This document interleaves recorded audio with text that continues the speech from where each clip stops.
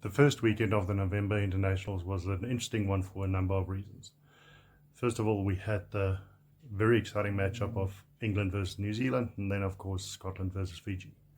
The New Zealand versus England one was always going to be an interesting one. Often England pushed New Zealand fairly close on the middle of the year tour, but I felt England was exceptionally unlucky on the day. They were by far the better team, and there were a few things that could have just gone their way. Marcus Smith was sensational on the day, and he was probably the standout player for the English side. With his game-breaking abilities and his raw talent, he just brings a whole new dimension to the England side. Yes, everybody loves Ford, and Ford has been a saviour for the English team in the past, but this past weekend it was all about Smith. As soon as Ford came on, he actually had two errors that he made that actually cost the England team the game, in my opinion. The tackle that he didn't make on Mark Talia, where he went way too high for a powerful player like Talia. That was the first one that set up the game-winning try, and then his fairly easy kick at goal to win it for England.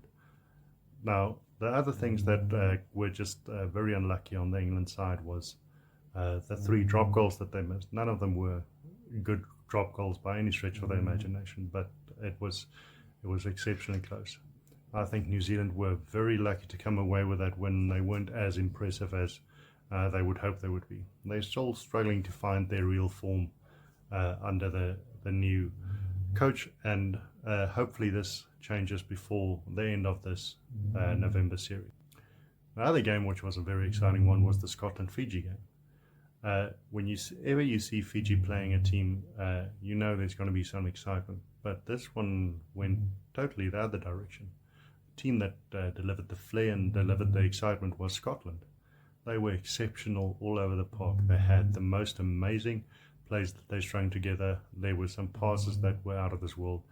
They just found opportunities in ways which you haven't seen come off as successfully for a long time for the Scottish team.